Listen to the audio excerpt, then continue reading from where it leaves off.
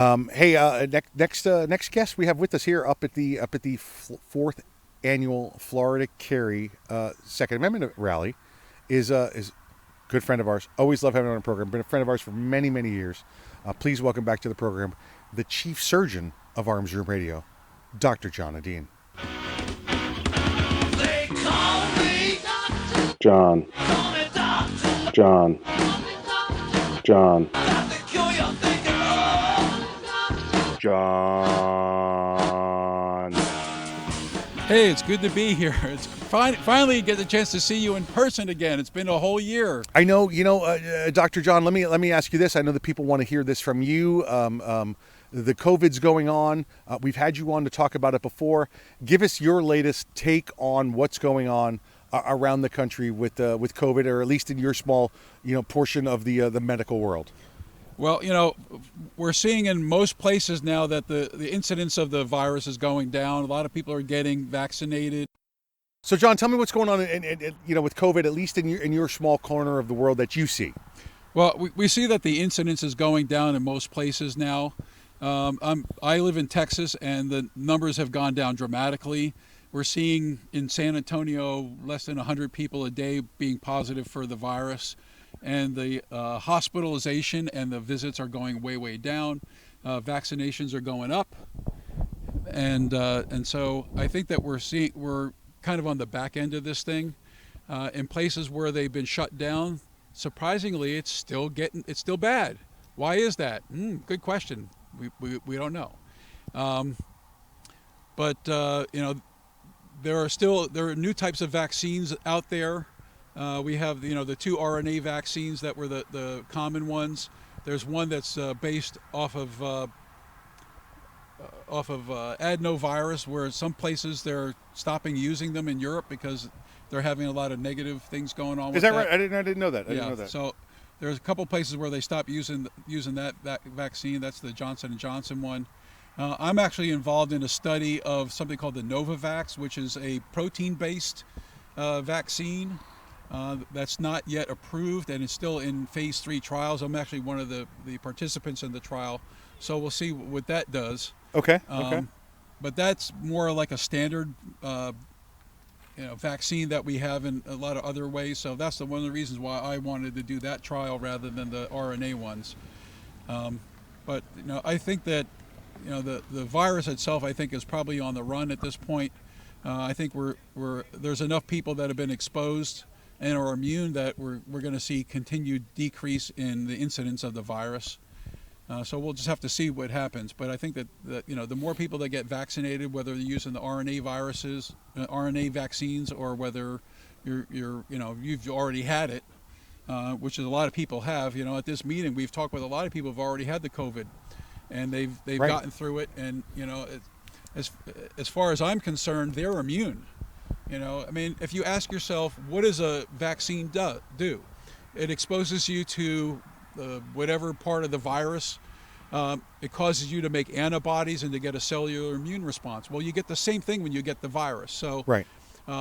If you've had the virus already and you've had it documented, I would probably not get the vaccine, because there are risks with vaccines, and we also don't know what the RNA vaccines, the long-term effects are. It's only been used for Ebola. Same kind of a vaccine for the Ebola, but it's not been widespread like they are now. Everybody's getting this vaccine, and we're going to see probably in the future that there are going to be some secondary effects. We don't know what they are yet, but I suspect that we're probably going to see some secondary effects. But that doesn't mean that you probably shouldn't get a vaccine if you're in the group that is at high risk. If you're 20 years old, I probably wouldn't get the vaccine, to be honest with you. No, excellent advice. I mean, because everybody's, those that are locked to the news stations and the media, they get the vaccine. The vaccine's good. But if you're not in that group, because I've seen a lot of complaining for those that are under. Listen, it depends on where your state and where you are, under 60, under 50, or under 40. Those are just now being allowed to sign up for the vaccine. If you're 20s, 30s, healthy, you know what? Let somebody else get that vaccine. Yeah, and not only that, but your chances of having an adverse outcome if you're 20 or 30 and you're healthy is pretty small. Most people aren't even symptomatic from the stupid thing, and Right. a lot of people have already had it and never even knew they had it. Right. And so that's part of the reason probably why we're seeing that the numbers are dropping, is because a lot of people have already been exposed to it and they're already immune. Yeah. And so I think we just have to be cautious about getting the vaccine. We know from just past history of all vaccines that there's a percentage of people that have very bad outcomes and very bad effects of any vaccine, including like the flu vaccine, for instance. Me for one, I haven't had a flu vaccine in 20 years. The flu vaccine makes me sick when I get it. Yeah, I get it every year because I have to, because I work in a hospital. Right. And unfortunately for me personally, I've not had any adverse effects. But there are people who have had bad effects from any of these, vaccines, and so it's something that we need to just take it with a grain of salt. I think you have to look at the risk and the benefits. If you have very little benefit, then is it worth taking the risk? That's a good question. Well, and you have to do your own research to really answer that question. What would you say to those people that and there's many different age groups, I get that, and risk factors, but those that are flooding the lines to get the vaccine test, no symptoms, but they want to know. They want to know if they have it.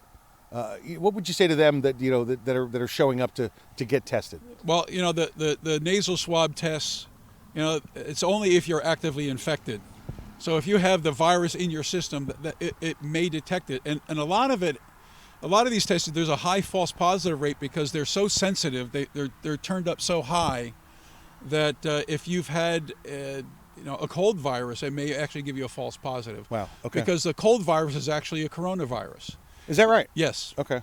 And so, and that's the most, it's the most common thing. How many of us have had a cold? All of us have had a cold to at some point. degree. Yeah.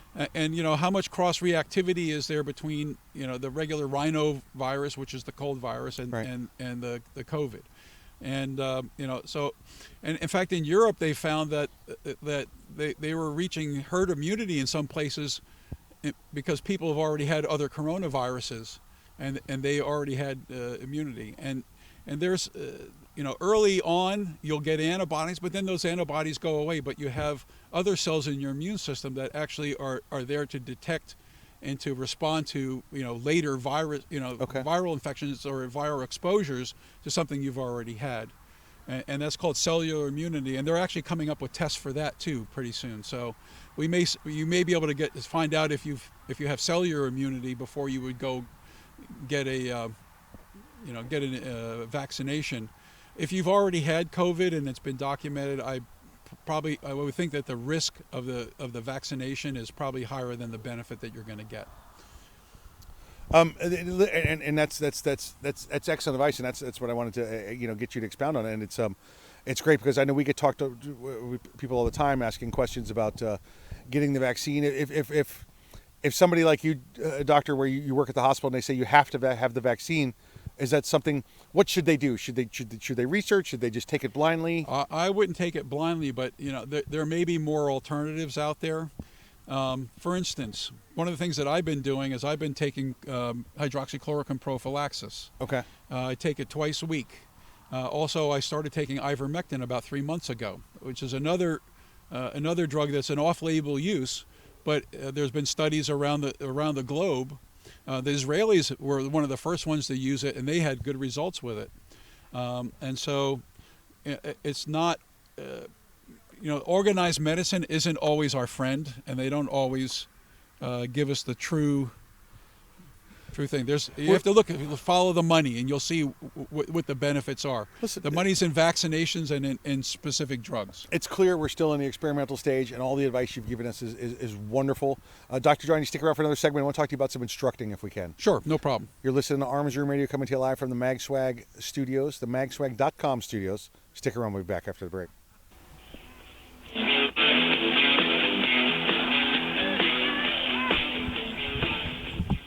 First time that we saw combat as a unit, it was more surreal than anything.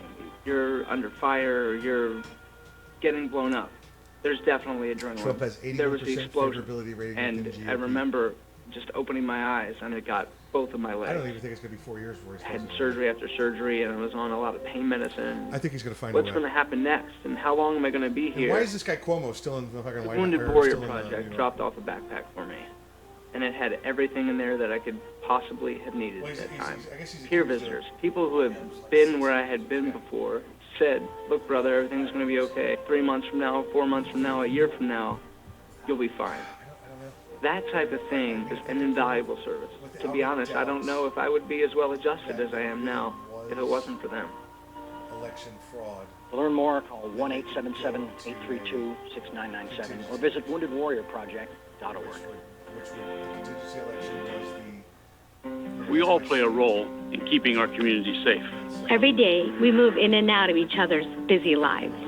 It's easy to take for granted all the little moments that make up our everyday. Some are good, others not so much. But that's life. It's when something doesn't seem quite right that it's time to pay attention. Because only you know what's not supposed to be in your everyday. So protect your everyday. If you see something suspicious, say something to local authorities. Young men just don't seem to listen to the radio anymore. They're too busy with their earpods and TV games. It's iPods and video games? Whatever. Point is, young men are probably not listening to me right now, but they will listen to you. So I need you to remind them to register with Selective Service when they turn 18. It's an easy way to keep the door open to important benefits like college loans and government jobs. And it's the law. So please, feel free to remind them to... 1 minute. Gov or any post office to register. I heard that.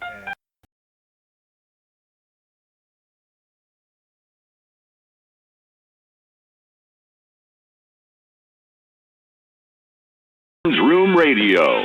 That's right here, but we got Major Bill. Studios. Got it. Ready to go. To the guys, go to armsroomradio.com and find out how. And now, live from the magswag.com studios, coast to coast and around the world, it's Arms Room Radio. Now, here's Earl. Hey, welcome back to Arms Room Radio, coming to you live from the magswag.com studios. That's the magswag.com studios. Please, please check them out. We're only here because of our association with our sponsors to keep us on the air. So, folks, please check out the magswag.com studios. Hey, with us we have Dr. John Edeen, the chief surgeon of Arms Room Radio. Dr. John, we went over some COVID, some vaccine last segment. I want to talk to you about some gun stuff, though. Sure. I'm happy to talk about gun stuff. Oh, listen, and that's how we met, right? You know, it's over the years. And first off, tell everybody about DRGO, if you could. Yeah, I'm the membership director for Doctors for Responsible Gun Ownership. It is a Second Amendment Foundation organization. It was founded in the mid-1990s by Dr. Timothy Wheeler, who noted that in California there was a significant bias against the Second Amendment and firearms ownership and use by legal, legitimate people, and there was bias in the literature. So he started DRGO.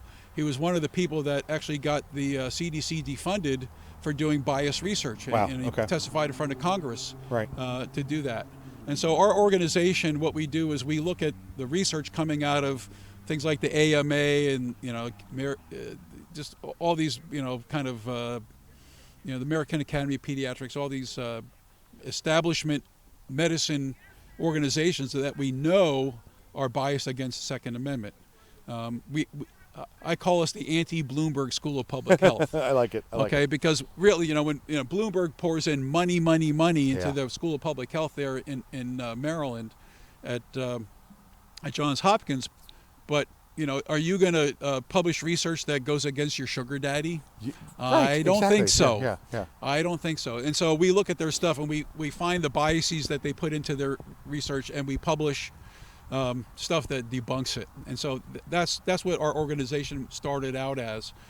And then also recently we've started doing something called 2adoc.com, which is a matching service where Right. we match 2A friendly doctors with patients who want to have their rights and their privacy respected. And we're not going to ask you if you own a gun. In fact, we'll probably talk about our guns, but we're Right. not going to ask you, Right. we're not going to ask intrusive questions, and we're not going to be putting stuff in your medical record Yep. that that goes against your privacy. So we're going to respect that, and it's a great organization. And you and I have dealt with it before. I know I've recommended medical professionals I've dealt with, and It's amazing when you have that conversation about 2A. I mean, there's doctors that I know that provide, lockers with keys. So listen, we just so you know, I know you're going to get your MRI. Here's your key and here's your stuff. Go lock your stuff up. That way you're not walking across the parking lot blindly for that 8 p.m. MRI, as a lot of places offer. Right. Yeah. No. And we know that the healthcare professionals are at risk. Nurses and ER folks and stuff like that. People who work in late shifts. They're going home at 11 o'clock at night, going to a remote parking lot. People get robbed in the parking lot all the time because. Yeah. The criminals know that the healthcare professionals, for the most part, are disarmed by working in a hospital, including myself. And this is part of the reason why I got into the Second Amendment, fight. It was because every time I went into the hospital, I had to take my gun off, lock it in my car, and then walk in, and I'm vulnerable. Horrible. So this is just. It's a fight that we need to keep fighting. For clarification, DRGO, as the membership director, who's eligible to join DRGO? Pretty much anybody is. We prefer people in the medical community who have a scientific background as far as writing and stuff goes. But in order to support us, we love everybody. In fact, we have lawyers even that are members of DRGO. Okay. And we've participated in amicus briefs and all that kind of stuff in some of the major cases. Right. And so we can use people of all kinds of different talents. We put out a Facebook page twice a week.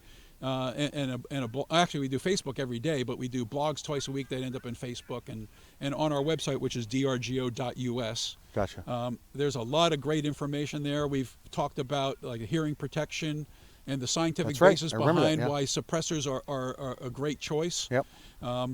There's just so much good information. What do you do if your doctor asks you if you own a gun? In fact, I talked at this meeting last year about that very topic. Yeah. So doctors, nurses, chiropractors, dentists, dental techs, EMTs, right. Get them in there. Use their expertise in all their levels, because every one of them is having to deal with people that are armed as well. It's good stuff. So make sure you check out drgo.us. Dr. John, you always impress me when we have a conversation about what's going on. You take more instructor courses than any man I've ever known, and I've got quite a few under my belt. You do instruct. Right. Yeah. I mostly actually. Part of my calling is to train nurses so that they're not going to be caught short, that they understand how to use a firearm, how to defend themselves, and just learning the technical and, of course, the safe use of firearms. Right. But also to make sure that if they're going to have to defend themselves, that they're going to hit the target.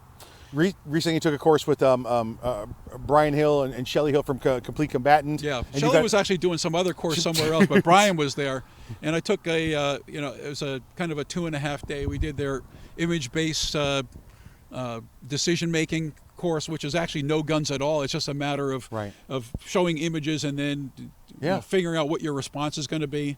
And then it was 2 days on the range, you always learn something new every time you take a class. You hone your skills.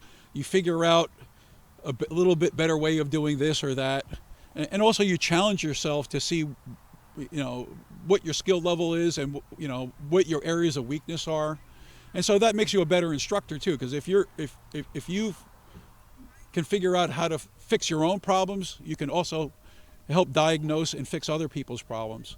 In fact, in about 3 weeks, I'm going to be taking the Range Master Instructor Development class. Tom Givens will be coming to the San Antonio area. In fact, it's going to be on the same range that I took that Brian Hill class. Okay. And I think that just like in medicine, we do continuing medical education. Right. Well, in firearms instructor and firearms training, you need to keep up on what's going on. You can learn something from everybody. I've taken classes from people all over the country.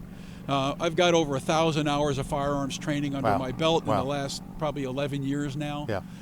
And so, I think that training is very important for everybody. Anybody who owns a gun needs to not just get their concealed license, their license to carry or, concealed weapons permit, whatever it is in your state. But you need to find a good instructor that can teach you, how to use a firearm, B, when to use a firearm, and what else, what other options? How do you avoid getting in let's face it, if you're in a gunfight, you've screwed up a bunch of times before that. Yeah, that's right. Yeah. Right. First of all, you failed the victim selection process. They should have never selected you. You should have, given off no, that's not the guy I want to mess with. Right. Right. And you should be seeing it coming, so Right. that you can avoid it. These are all the kind of things that you learn in firearms training. And then the last resort, of course, is how to engage a target and how to move and not get shot. In fact, you don't want to be in a gunfight. You want to be in a shooting. Right. You want to Yeah. be the guy that's doing the shooting, and the other Exactly. guy is the one that's being the bullet magnet. You don't want to be exchanging lead downrange, Right. back and forth. Folks, to give you some perspective, the average law enforcement officer takes 80 hours of law enforcement firearms training in their course, and then every year after that they're law enforcement officers, it's 8 hours of firearms training. When you continue to seek advanced training, it not only justifies the skills, it hones those skills beyond that. In my experience, it wasn't until I got to the advanced and instructor level that you really started to gain the confidence in your own skills. Have you found the same with you as well, Doctor? Yeah, no, in fact, the martial arts guys, you don't really become a really good martial artist until you're an instructor, until you teach other people how to do it. That's when you learn the fine points. Right. And it's the same thing with firearms. Firearms is a martial art. Yeah. And Right. so, I'm kind of a newbie in some of the other martial arts. Right. But, I've been doing firearms for probably 13, 14 years. What do they call it? The ancient art of Ching Ching Pow, right? Is that what it is? There you go. That's the joke. Doctor, thank you again for joining us. It's drgo.us. Correct. 2adoc.com. Correct. And then of course there's the Facebook page where they could see your right. And we're on Twitter and all that Yeah. kind of stuff too. But the DRGO.us website is really the gold mine of information. All of our blogs go way back. Right. We have a lot of papers and white papers and just reference material that you can use that will answer a lot of your questions. Folks, check it out, drgo.us. You can see what Dr. John and the rest of his colleagues are doing. You're listening to Arms Room Radio, coming to you live from the magswag.com studios. Dr. John, it's always a pleasure.